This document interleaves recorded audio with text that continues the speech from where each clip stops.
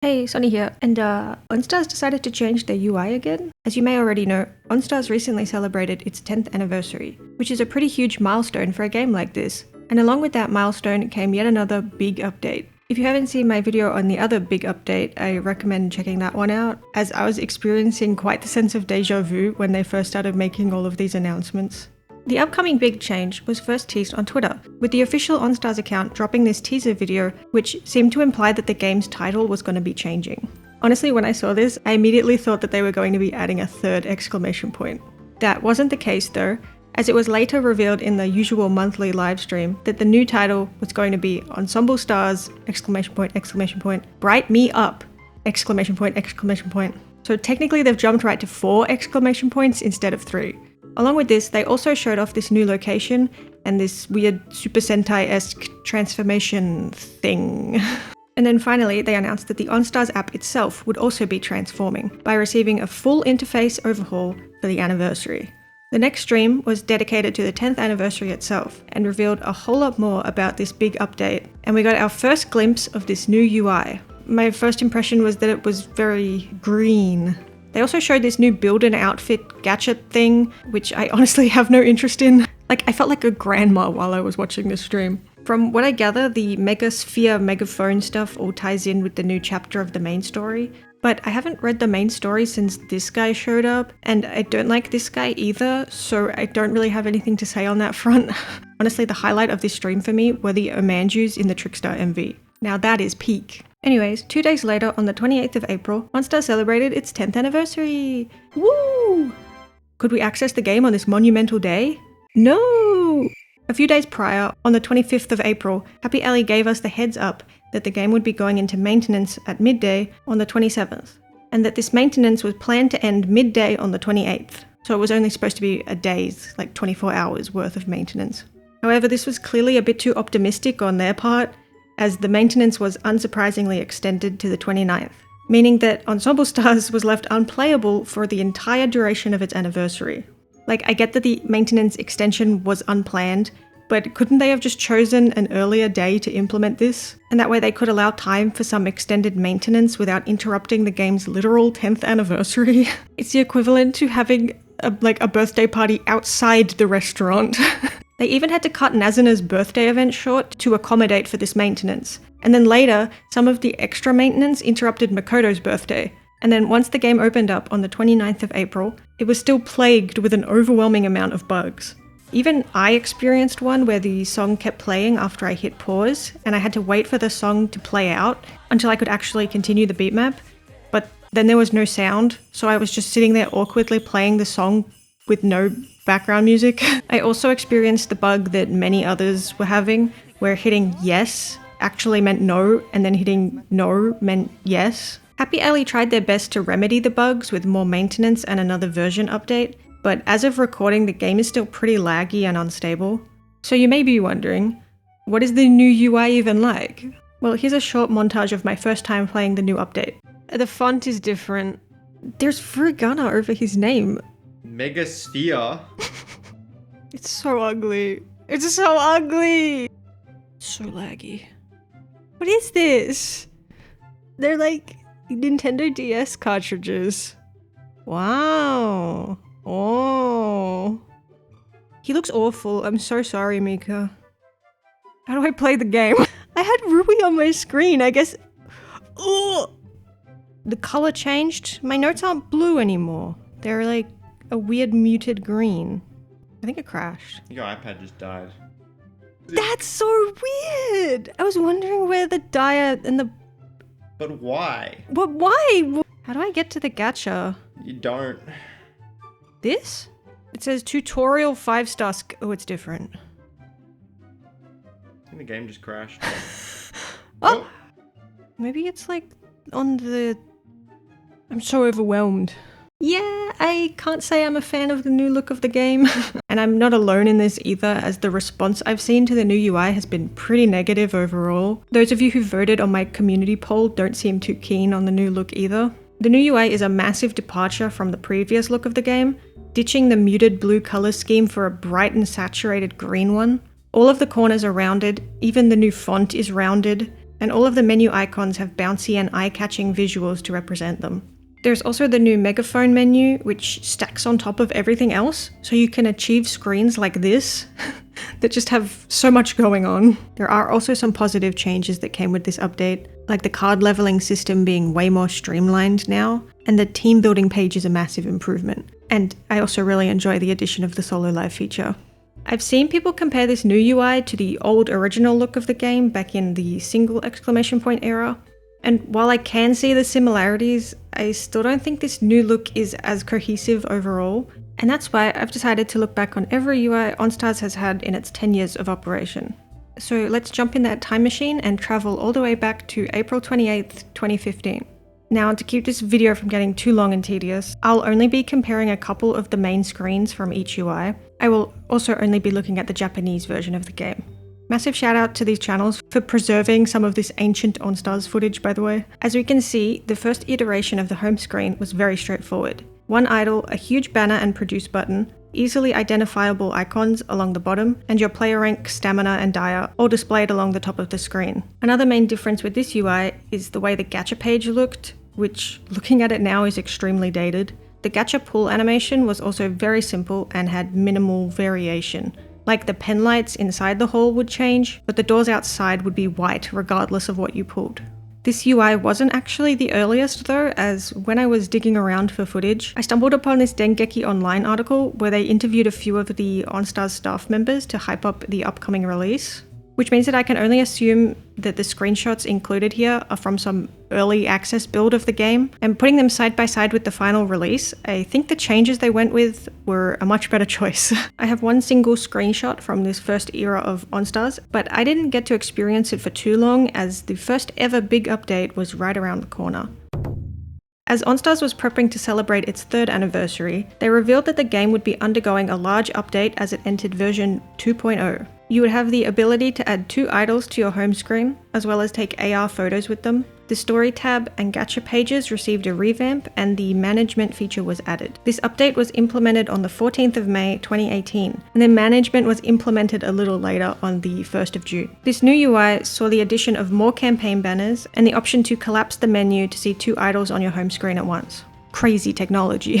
And then once the management feature was added, it appeared as a big orange button beside the produce button. Now, this home screen is the one that I am most nostalgic about, and because of that, it's still my favorite layout. The navigation menu for this era was a map of the school, and the event pages looked like this. You also had to rank in order to receive the event 5-star cards during this time.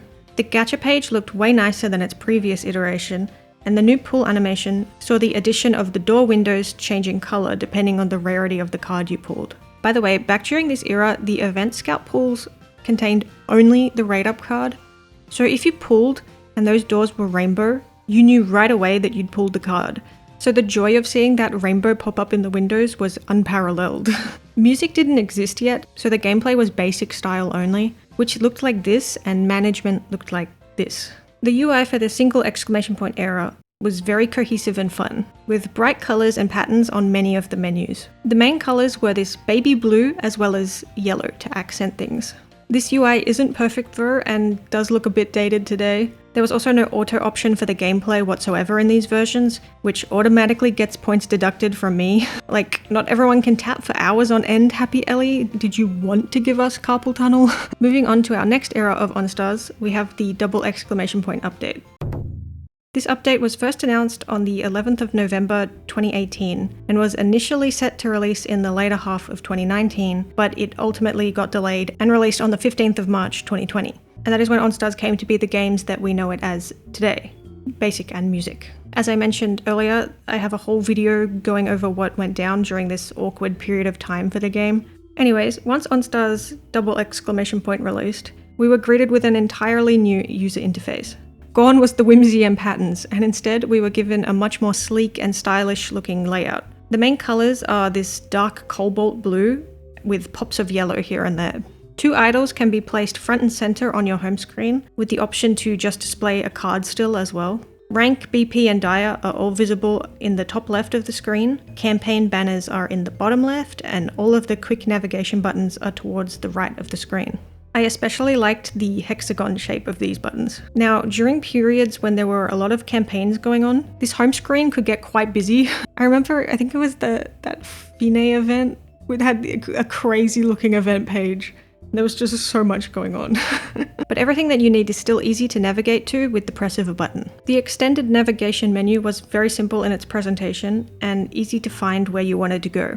The gacha page looked like this, and the gacha pull animation was revamped once again. Gone were the hallway doors, and instead the crowd's pen lights would change color depending on the rarity of the card. And if you pulled a 5-star, that character's agency would be shown on the stage before you got to see who it is. This was the event page, which later had its layout changed to look like this, which I was not a fan of. Like, why is everything so weirdly spaced out? The song selection and rhythm game itself was very straightforward and easy to use. As for basic, the sleek look has carried over to the gameplay here, and the design of the rooms and everything looks more modern. This also applies to management. Overall, I think that this UI is straightforward and easy to use, despite it having lost some of that charm that the previous one had. But I'm all for functionality over flashy, loud visuals. Which brings us to the current state of OnStars, the third big update, version 2.0 of Bright Me Up. Going from the more understated design of the previous UI to this one was some serious whiplash. Immediately upon looking at the home screen, there's bouncy green visuals that do not match my chosen background at all. Your player rank is displayed in the top left, and if you want to check your BP or die account, you need to tap this star, which is a bizarre decision. It is just infinitely more convenient to have that information on the screen at all times, so you can open the game and check it at a glance whenever you need to. Sure, it's just one extra tap, but it doesn't need to be, and it's not the only unnecessary extra button taps that this UI has introduced. The campaign banners are on this little TV-looking visual with a folder above them to access all of the ongoing campaign information. These are fine, but like, why are they so small? Same with the scout and event banners. I feel like I have to strain my eyes just to see what's even written on them. And then there's a big produce button, which is on both basic and music, and is reminiscent of the big produce button of ye olde.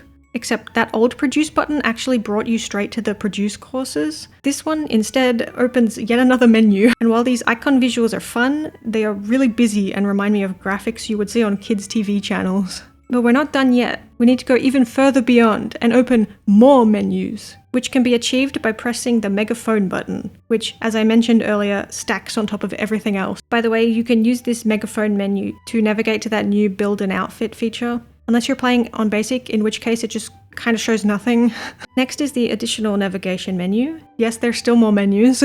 And this one was overwhelming to look at the first time I saw it. You can also pull this menu up at any time. The gacha page hasn't changed that much, but the pull animation is new once again. It follows the same formula as the previous one with the pen lights changing color, but the character's agency is no longer displayed on the stage. I don't mind this pull animation, but my only criticism would be the flashing effect on the star when you pull a 5-star is a little hard to look at. The event page is also about the same. As for the gameplay, upon update my note colors were forcibly changed to the new muted green option, which I quickly changed back. Other than that, everything is about the same. Except for the results screen, which I need to bring up because what on earth is going on with the rank number here? This was apparently a bug though because it was patched out pretty quickly.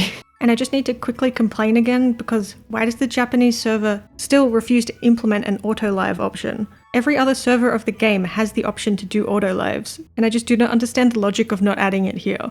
Like, they added an auto feature to basic, so why not music? Speaking of basic, the gameplay interface has changed quite a bit here, and I actually really like the look of it. It's cute and brings back a bit of that original charm that the original UI had. However, that is also how I realized what it is that's so off about this new UI to me.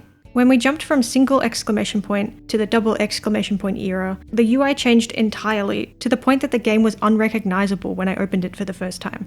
Whereas with this new latest update, it's like the previous two interfaces got smashed together and created a green baby. And I noticed this the most while playing a course on basic. You have the new colorful visuals, but then a lot of the old UI still remains, and it clashes heavily, giving this weird disjointed experience. And then the management tab also reinforced my main issue with this redesign. It's just too green. Like, I guarantee you, if they stuck to the usual blue and yellow, or like any other color really, there would not be nearly as many complaints about this new UI. But instead, they went and picked the most abrasive green possible. And sure, units like Switch look right at home in this layout. But then you put Valkyrie on the screen, and I can just hear Shu yelling non in his head. The last feature I want to talk about is the new Solo Live feature, which isn't actually a new feature at all. It's something that was first introduced back in 2019 when we were all stuck in unit collection hell. However, now that we have music, we can actually see the idol of our choice performing on their own and even doing a little Project Diva X module switch in the middle of the song. And the logical conclusion here would be that this means they're going to be adding each character's solo songs, right? Because that would be really cool. Oh, and if you're wondering why co-op isn't anywhere to be seen, it's because they're going to be adding it back at a later date. I guess it was too broken to add on release. Okay, I think that's everything that I wanted to say. Feel free to let me know what you think of the new UI in the comments. If you agree or disagree with me, it's fine. In my opinion, ever since the new kids got added, Happy Ellie seems to be trying to shift towards appealing to a younger demographic, which isn't a bad thing per se, but as someone who is not part of that demographic, they've kind of been losing me more and more with each update. Especially considering the other awful decisions that Happy Ellie have been making lately in relation to the story and its characters. Like, yikes. Lately, the way Happy Ellie treats the game reminds me of, like, Game Freak, in the sense that they're too big to fail, so it doesn't matter the quality of what they put out, because it's going to make a ton of money anyway. Case in point, despite the bugged release and all of the criticism they've been receiving, OnStars was still the top earning app like 2 days later. Anyways, tangent aside, goodbye. Music didn't exist yet, so the game... That's a sentence.